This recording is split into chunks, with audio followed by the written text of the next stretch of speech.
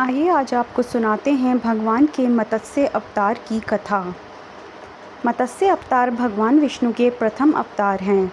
मछली के रूप में अवतार लेकर भगवान विष्णु ने एक ऋषि को सब प्रकार के जीव जंतु एकत्रित करने के लिए कहा और पृथ्वी जब जल में डूब रही थी तब मत्स्य अवतार में भगवान ने उस ऋषि की नाव की रक्षा की। इसके पश्चात ब्रह्मा ने पुनः जीवन का निर्माण किया। एक दूसरी मान्यता के अनुसार एक राक्षस ने जब वेदों को चुराकर सागर की अथाह गहराई में छुपा दिया था, तब भगवान विष्णु ने मत्स्य रूप धारण करके वेदों को प्राप्त किया और उन्हें पुनः स्थापित किया। एक बार ब्रह्मा जी की असावधानी के कारण एक बहुत बड़े दैत्य ने वेदों को चुरा लिया था। उस दैत्य का नाम हयग्रीव था। वेदों को चुरा लिए जाने के कारण ज्ञान लुप्त हो गया। चारों ओर अज्ञानता का अंधकार फैल गया और पाप तथा अधर्म का बोलबाला हो गया। तब भगवान विष्णु ने धर्म की रक्षा के लिए मत्स्य रूप धारण करके हयग्रीव का वध किया और वेदों की रक्षा की। कल्पांत के पूर्व एक पुण्यात्मा राजा तप कर रहा था। राजा का नाम सत्यव्रत था। सत्यव्रत पुण्यात्मा तो था ही, बड़े उदार हृदय का भी था। प्रभात का समय था, सूर्योदय हो चुका था। सत्यव्रत कृतमाला नदी में स्नान कर रहा था।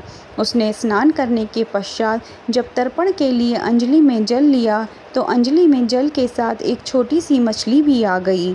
सत्यव्रत ने मछली को नदी के जल में छोड़ दिया। मछली बोली, राजन, जल के बड़े बड़े जीव छोटे छोटे जीवों को मार कर खा जाते हैं। अवश्य कोई बड़ा जीव मुझे भी मार कर खा जाएगा। कृपया करके मेरे प्राणों की रक्षा कीजिए। सत्यव्रत के हृदय में दया उत्पन्न हो उठी। उसने मछली को जल से भरे हुए अपने कमंडलू में डाल लिया। तभी एक आश्चर्यजनक घटना घटी। एक रात में मछली का शरीर इतना बढ़ गया कि कमंडल उसके रहने के लिए छोटा पड़ने लगा।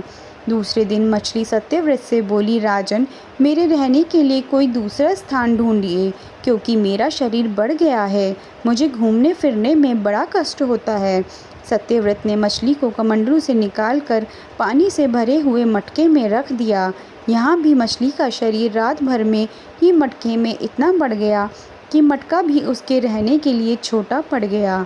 दूसरे दिन मछली पुनः सत्यव्रत से बोली, राजन, मेरे रहने के लिए कहीं और प्रबंध कीजिए, क्योंकि मटका भी मेरे रहने के लिए छोटा पड़ रहा है।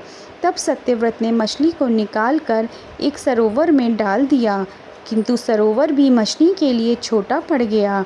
इसके बाद सत्यव्रत ने मछली को नदी और फिर उसके बाद समुद्र में डाल दिया। आश्चर्य! समुद्र में भी मछली का शरीर इतना अधिक बढ़ गया कि मछली के रहने के लिए वह छोटा पड़ गया। अतः मछली पुनः सत्यव्रत से बोली, राजन, यह समुद्र भी मेरे रहने के लिए उपयुक्त नहीं है।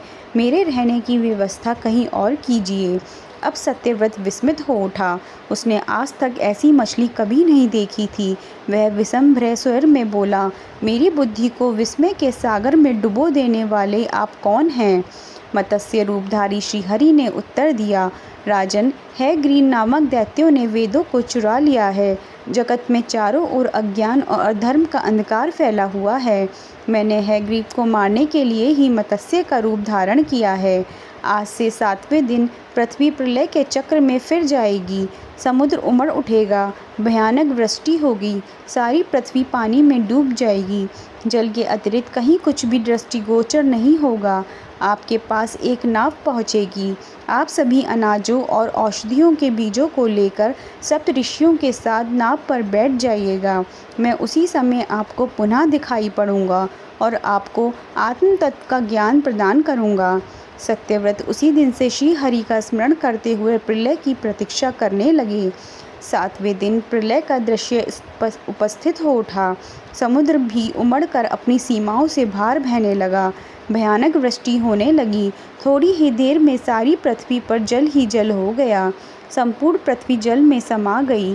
तभी उसे समय एक नाव दिखाई पड़ी। सत्यव्रत सप्त ऋषियों के साथ उस नाव पर बैठ गए।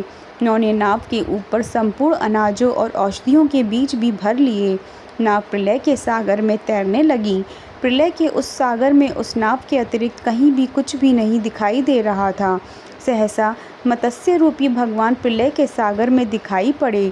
सत्यव्रत और सप्त ऋषिगण मत्स्य रूपी भगवान की प्रार्थना करने लगे। भगवान से आत्मज्ञान पाकर सत्यव्रत का जीवन धन्य उठा। वे जीते जी ही जीवन मुक्त हो गए। प्रलय का प्रकोप शांत होने पर मत्स्य रूपी भगवान ने हयग्रीव को मारकर उससे वेद छीन लिए। भगवान ने ब्रह्मा जी को पुनः वेद दे दिए। इस प्रकार भगवान ने मत्स्य रूप धारण करके वेदों का उद्धार तो किया ही, साथ ही संसार के प्राणियों का भी अमिट कल्याण किया।